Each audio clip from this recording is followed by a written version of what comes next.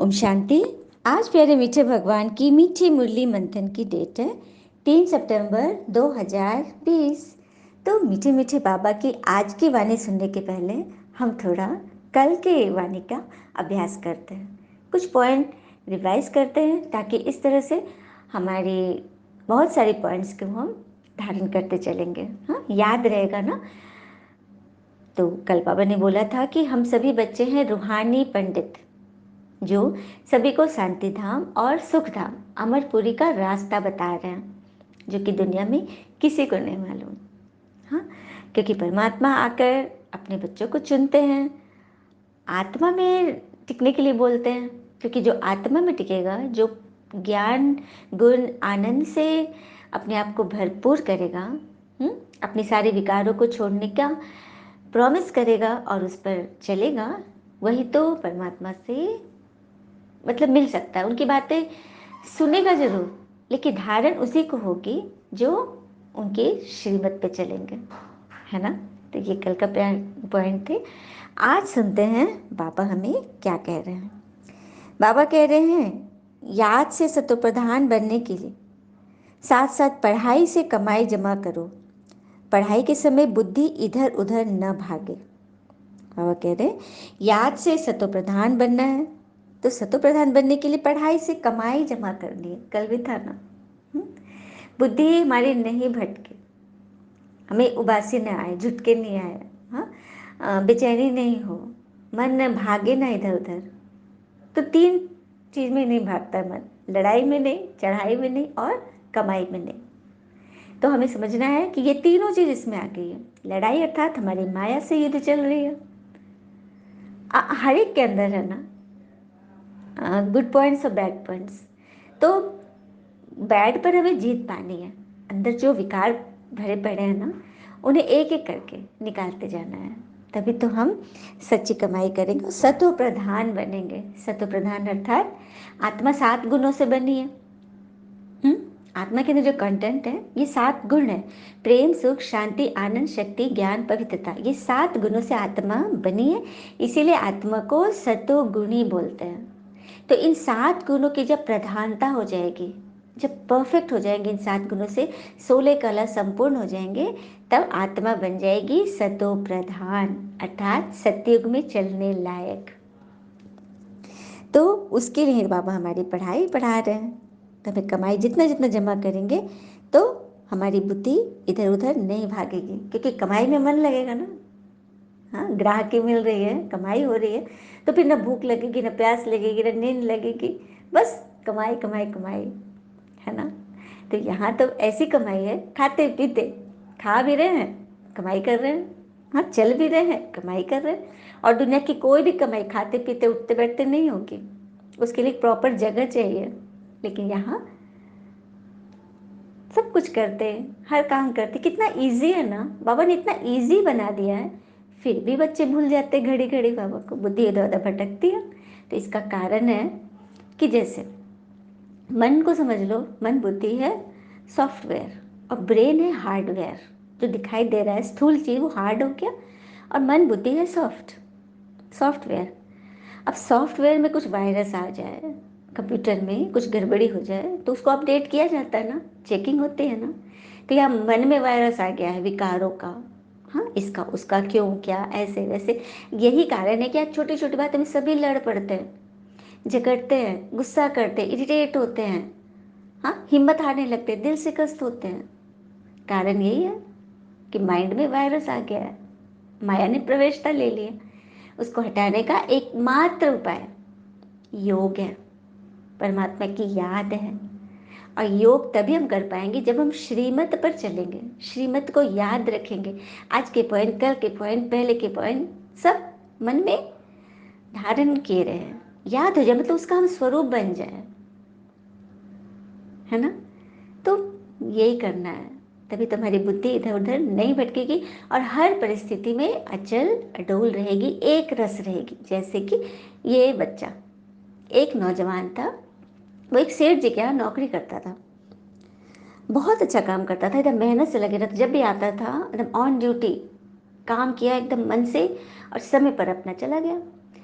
सेठ जी बड़े खुश रहते थे उससे।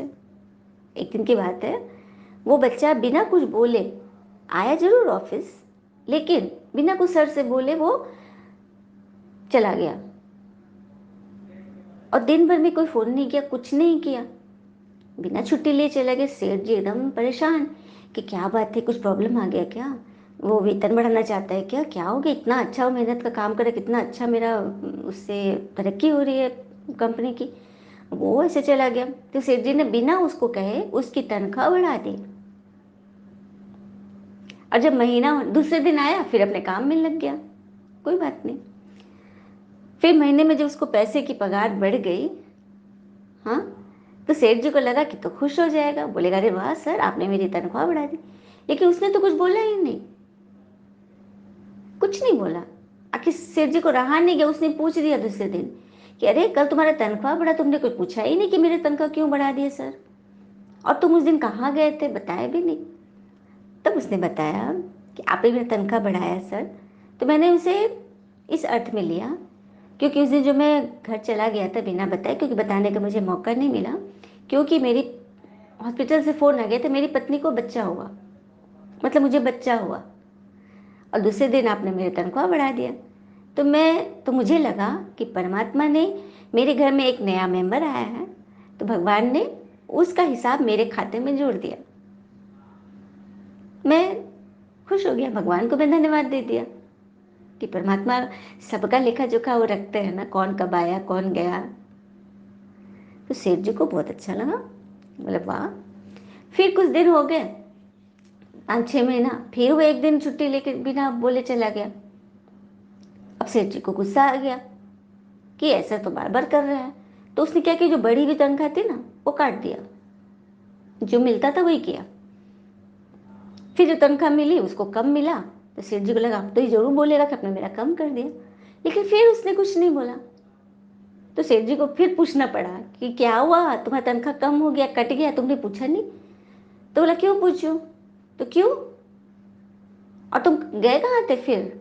तो बताया कि इस बार मेरी माँ का डेथ हो गया, मैं उनके उसी में गया था अंतिम क्रिया के लिए, लेकिन मैंने तुम्हारा तनख्वाह काट दिया, तुमने बोला नहीं, तो इसमें मैं क्या बोलूं, क्योंकि मेरे परिवार का एक आत्मा आत्मा की कमी हो गई, घट गया, तो परमात्मा ने वापस मेरा हिसाब कम कर दिया, क्योंकि सबको एक्यूरेट मिलता है। अब तो सेठ जी की आंखें खुल गई, उसने सोचा कि अरे वाह, जीवन में यदि इस तरह से हमारी बुद्धि चलेगी तो ना हम कुछ अधिक मिलने पर बहुत ज़्यादा उछलेंगे, और कुछ कम होगा तो ना उबलेंगे। तो बस हमारी तो बन गई, जीवन तो हमारा सेट हो गया, माइंड सेट हो गया। और कहते भी है ना कि argument is bad but discussion is good, because argument is to find out who is right and discussion is to find out what is right। सुंदर बात है, आर्ग्यूमेंट विवाद बुरा है, लेकिन डिस्कशन बहस अच्छी है, क्योंकि विवाद में हम ये पता लगाते हैं कि कौन सही है, लेकिन विचार विमर्श में हम ये पता लगाते हैं कि क्या सही है, क्योंकि be in soul consciousness they discuss and body consciousness argues. जब हम आत्मिक भान में रहेंगे तो वहाँ पे डिस्कशन होगा, विचार विमर्श होगा, लेकिन शरीर भान में रहेंगे तो वहाँ तो विवाद होगा। बस यही है झगड़े का कारण, बुद्धि के फटक भटकने का। प्रश्न है, तुम डबल अहिंसक अननोन वॉरियर्स की कौन सी विजय निश्चित है और क्यों। बाबा ने हमें क्या नाम दिया, डबल अहिंसक अननोन वॉरियर्स। तुम बच्चे जो माया पर जीत पाने का पुरुषार्थ कर रहे हो, तुम्हारा लक्ष्य है कि हम रावण से अपना राज्य लेकर ही छोड़ेंगे। यह भी ड्रामा में युक्ति रची हुई है, तुम्हारी विजय निश्चित है, क्योंकि तुम्हारे साथ साक्षात परमपिता परमात्मा है। पापा कह रहे कि आप सभी डबल अहिंसक। डबल अहिंसक, एक अहिंसा तो हमने गांधी जी का सुना था कि हमें अस्त्र शस्त्र नहीं उठाना है, लेकिन बाबा ने हिंसा बताया विचारों की, किसी को दुख देना, दुख लेना भी हिंसा है, क्योंकि हमने अपनी आत्मा को तो चोट पहुंचाया ना, मन को तो दर्द दिया ना मैंने, तो ये भी तो हिंसा होगी। तो सबसे बड़े हिंसक तो हम खुद के ही है, तो अपने लिए तो सोचो। खुद से तो प्यार करो। एक भी कांटा हमें अपने मन को नहीं चुभाना है। सामने वाला कुछ बोल रहा है, वो उसका स्वभाव, उसका संस्कार है, वो वहीं तक रहे। हम क्यों उसे अपने मन चित पर बिठा लेते हैं? क्योंकि मन चित पर उसकी बात रख ली तो क्या होता है, धीरे धीरे धीरे रखते रखते रखते वो हमारा संस्कार बन जाता है। तो उससे हमें बचना है। और हम हैं डबल हिंसक। मन से भी हम हिंसा की बातें न बोलेंगे, न सोचेंगे, न ग्रहण करेंगे। स्थूल हिंसा तो करनी ही नहीं है, छुरी कटारी, मन से भी नहीं करनी। तभी तो डबल अहिंसक। अननोन वॉरियर्स, गुप्त वॉरियर्स है, गुप्त योद्धा ही तो है हम। हमारे हाथ में कोई अस्त्र नहीं है, हम कुछ भी नहीं कर रहे, शांति से चल रहे, लेकिन है क्या, योद्धा। क्योंकि माया से हमारी युद्ध चल रही है ना। सभी तैयार है ना उस पर जीत पाने के लिए। क्योंकि हमारे साथ कौन, हमारा सारथी कौन है? स्वयं भगवान। वही हमारे इस जीवन रूपी रथ, शरीर रूपी रथ को चलाने वाले सारथी स्वयं परमात्मा है, जिससे ही हम योग बल से विजय प्राप्त करते हैं। योग में वो शक्ति है जिससे हम पूरी दुनिया पर विजय प्राप्त करके विश्व के मालिक बनते हैं, सतयुगी राजाई में आते हैं। गीता आज का मुखड़ा देख ले प्राणी दिल दर्पण में। तो अपने आप को ही देखना है, खुद को देखते रहना है और भगवान के गले का हार बनना है। जैसे एक बार प्रभु के पैरों में पड़े फूलों ने प्रभु के गले में पड़े फूलों से पूछा, पैरों में पड़े फूलों ने गले में पड़े फूलों से पूछा कि ऐसा क्या पुण्य किया है कि आप प्रभु के गले में हो? इस पर गले में पड़ी फूलों की माला ने कहा कि कलेजे में सुई का दर्द सहन किया है, तब तो यह सुख हासिल हुआ। कितनी बड़ी बात, कितनी सूक्ष्म बात है। जब तक हम तपेंगे नहीं, तब तक कुंदन नहीं बनेंगे। और परिस्थिति आती ही है हमें ऊपर उठाने, ईश्वर के गले तक पहुंचाने। तो अब किसी परिस्थिति से किसी को कोई प्रॉब्लम है? नहीं होनी चाहिए ना। खुश होना है कि हम भगवान के गले का हार बन रहे हैं, है ना बड़ी बात। और कहते भी है ना, अच्छे कर्म का बार बार उल्लेख करने से उसकी मृत्यु हो जाती है। अच्छा काम एक बीज की तरह है, उसे जमीन में छिपा दो, दबा दो, बो दो, किसी दिन उसमें से मीठा फल जरूर उगेगा। एक बंदर की कहानी थी। उसने एक फल खाया, उसको बहुत अच्छा लगा। पता किया कि फल कैसे मिलेगा दोबारा, तो किसी ने बोला कि इसका बीज जमीन पे रोप देने से इसका पेड़ निकलेगा, उसमें से फल निकलेंगे। अब वो बीज ले लिया, मिट्टी में दबा दिया, थोड़ा तो ऐसे ढक दिया, पूरा अंदर दबाया और बालू से ढका। 2 मिनट के बाद खोल के देख रहा है, फल निकला नहीं निकला। फिर उसको मिट्टी में दबा दिया, फिर 5 मिनट के बाद फिर खोल के देख रहा है, फल निकला। इस तरह से वो बराबर देख रहा था। तो वही बात है, हमने कुछ अच्छा कर्म किया किसी के लिए, उसको मिट्टी में दबा दो। बार बार बताने से, जिक्र करने से या सोचने से भी अहंकार आता है और वो बीज का तो सारा गुण नष्ट हो जाएगा, वो फल रूप में आएगा ही नहीं। अच्छा, मीठे मीठे बच्चों प्रति भगवान की नमस्ते। हम बच्चों के भी प्यारे शिव पिता को नमस्ते। और बाबा दिल से सभी आत्माओं की तरफ से आपको very very very good morning. धारणा के लिए मुख्य सार है, पहले पॉइंट, इस समय पूरा पूरा मर्जीवा बनना है। पढ़ाई अच्छी तरह पढ़नी है, अपना चार्ट व रजिस्टर रखना है, याद मेरा अपनी कर्मातीत अवस्था बनानी है। पूरा पूरा मर्जीवा अर्थात इस शरीर भान से ऊपर। अब लाश को कोई जला भी दे तो लाश को शिकायत करता है क्या? तो ये शरीर को हम वैसा ही समझे, ये शरीर मिट्टी है, ये रावण का है, इससे हमारा कोई नाता नहीं। मतलब समझाना चाहूँगी, शरीर भान से ऊपर अर्थात किसी ने कुछ बोला, we are not in body consistence, we are in soul consistence. हम आत्मिक भान में हैं और आत्मा को तो कोई कुछ चोट लगा नहीं सकता, न गिरा सकता, न तोड़ सकता है, न जला सकता है। आत्मिक भान में रहेंगे तो शरीर भान से ऊपर, यही बाबा बोलते, आत्मिक भान में रहेंगे, आत्मा में टिके रहेंगे तो परमात्मा से बराबर कनेक्शन बनी रहेगी। आगे बात समझ। अच्छी तरह पढ़ेंगे, अपना चार्ट व रजिस्टर रखेंगे। दूसरी पॉइंट, अंतिम विनाश की सीन देखने के लिए हिम्मतवान बनना है। मैं आत्मा हूँ, इस अभियान से शरीर का भान टूटता जाएगा। अंतिम विनाश की scene, national disaster, last scene तो आनी है ना, तभी तो। हाँ, लड़ाई के बाद ही तो स्थापना होती है ना, तो वो अंतिम सीन तो शुरू हो चुकी है, ट्रेलर की टीजर आ चुका है। तो उसके लिए हमें कितना तैयारी करना है अपना। हाँ, मैं आत्मा हूँ, ये अभ्यास निरंतर बना रहे। मैं भी आत्मा हूँ, सामने वाले जिससे भी बात कर रही हूँ वो भी एक आत्मा है। इससे शरीर का भार टूटता जाएगा। कोई कुछ बोलेगा, कोई परिस्थिति आएगी, हम हिले डुलेंगे नहीं। ये करना है हमें। चलिए हम सभी वरदान देते हैं बाबा से। किसी भी विकराल समस्या को शीतल बनाने वाले संपूर्ण निश्चय बुद्धि भव। किसी भी विकराल समस्या को शीतल हम कब बनाएंगे? जब संपूर्ण निश्चय बुद्धि बनेंगे। और निश्चय बुद्धि तब बनेंगे जब हम पढ़ाई पे एक्यूरेट रहेंगे, क्योंकि यह पढ़ाई ही है जो हमें ईश्वर से जोड़ती है। तभी तो भगवान हमारी सारी जवाबदारी ले लेंगे। हम उन्हें सौंपते ही नहीं हैं, खुद अपने ऊपर सारा बोझ ले लेते हैं। हाँ, कि हमें करना है, जबकि बाबा ने तो कहा है ना कि सब कुछ मुझ पर छोड़ दो, मैं फ्री हूँ। कुछ भी समस्या आए, कोई प्रॉब्लम आए, फट से बाबा के पास पहुँच जाए ऊपर, या बाबा को ही नीचे बुला ले। यही तो मेहनत है।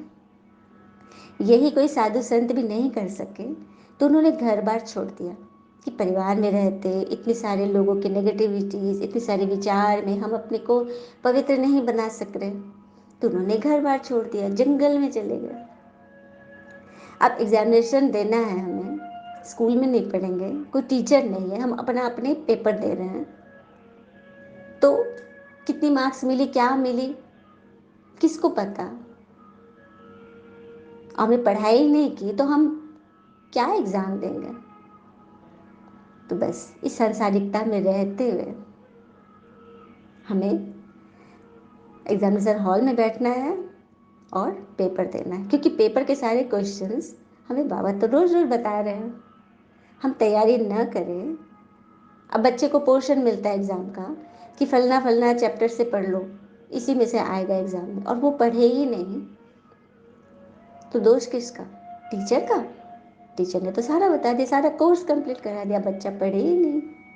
तो बस परमात्मा भी हमें सारा कुछ समझा दे रहे हैं। हर एक सीन बाबा बताते हैं ना कि ऐसे ऐसे विनाश होगा, ऐसे डिजास्टर आएंगे, ऐसे खून की नदियाँ बहेंगी, हाँ ऐसे यूरोप से मिसाइल चलेंगे, गृह युद्ध होगा, सारा कुछ, अनाज की इतनी खप मतलब ये हो जाएगी, सब अनाज स्टोर करके रखो, सारा कुछ बाबा पहले से ही बता रहे हैं। अब बच्चे तैयारी न करें और लास्ट समय आ जाए तो परमात्मा को दोष देना होगा क्या? बाबा ने तो सब कुछ बता दिया और तैयारी करने के लिए कह रहे हैं कि सब तैयारी करो। अचानक का पेपर अचानक ही आएगा, तो कोई भी समस्या आए विकराल, उस वक्त हमें शीतल बनना है। सेकंड में बाबा को याद कर लेना है। मेरा बाबा, मीठा बाबा, प्यारा बाबा, आ जाओ। प्यार से याद करो बाबा को, फिर देखना क्या होता है। कौन क्या बोल रहा है, क्या सुना रहा है, क्या कर रहा है, मैंने फालतू बात जिससे मेरा मन फंसेगा नहीं सुनाई पड़ेगा, मन हलचल में नहीं आएगा। और ड्रामा में संपूर्ण निश्चय रखना है कि ड्रामा में जो भी सीन है सब में कल्याण है। स्वयं में यदि कमजोरी का संकल्प उत्पन्न होता है तो कमजोरी के संस्कार बन जाते हैं। कभी नहीं सोचना कि मैं तो बहुत कमजोर हूँ, मैं बहुत गरीब हूँ, मैं बहुत प्रॉब्लम में हूँ। जो हम सोचेंगे वो हमारे सबकॉन्शियस माइंड में जाएगा और उसी अनुसार से मेरा पूरा वातावरण तैयार हो जाएगा। पूरे ब्रह्मांड से वो शक्तियाँ वो उसी तरह की नेगेटिविटी को हमारे में स्टोर करेगी। तो इसके कल्प्रिट कौन बने? दोषी हम ही बने ना, हमने ही सोचा। हाँ? जैसे पहाड़ों के बीच में जाकर कोई यदि बच्चा चिल्लाए, कुछ भी बोले, कोई नाम ले या I love you, I hate you, तो उधर से क्या आवाज आएगा? वही आएगा। हम जो देंगे रिटर्न में वही आएगा। तो पहले तो हमें पता नहीं था, तो बहुत कुछ फालतू फालतू दे रहे हैं, सोच रहे हैं, कर रहे हैं। अब तो हमें सब रास्ता पता चल गया ना। हाँ, तो हर समस्या को विकराल होने से पहले निश्चय बुद्धि बनकर उस समस्या को शीतलता से पार कर ले, है ना स्लोगन। जिसका पिता और सेवा से प्यार है उसे परिवार का प्यार स्वतः मिलता रहेगा। सबसे पहले तो ब्राह्मण परिवार, आज जो ग्रुप्स बने हैं, हाँ, सब बच्चों के, सबकी कितनी एकजुटता है, सब कितना एक दूसरे से स्नेह कर रहे हैं, सबका एक दूसरे प्रति कितना लगाव है। इन सब की सूत्रधार कौन है? परमात्मा। उन्होंने ही बिठाया है, क्योंकि पिता और हमें सेवा से प्यार है। सब एक समान दिख रहे हैं ना, सबकी सोच एक होती जा रही है। उसी तरह से यदि हम परिवार में, अपने घर में भी आत्मा को ज्ञान सुनाएं, कोई सुनने वाले हैं, समझने वाले हैं, तो वहाँ सबका प्यार ऑटोमेटिक मिलेगा। और नहीं भी मिला तो आपके पास प्यार है ना, आप बढ़कर देते चलो, क्योंकि आपको प्रेम के सागर से रोज रोज मिल रहा है, तो उसे तो बांटना ही है। अच्छा, ओम शांति। शुक्रिया मीठे बाबा, वो बाबा के प्यारे प्यारे बच्चे। थैंक यू बाबा। All is well always. ओम शांति।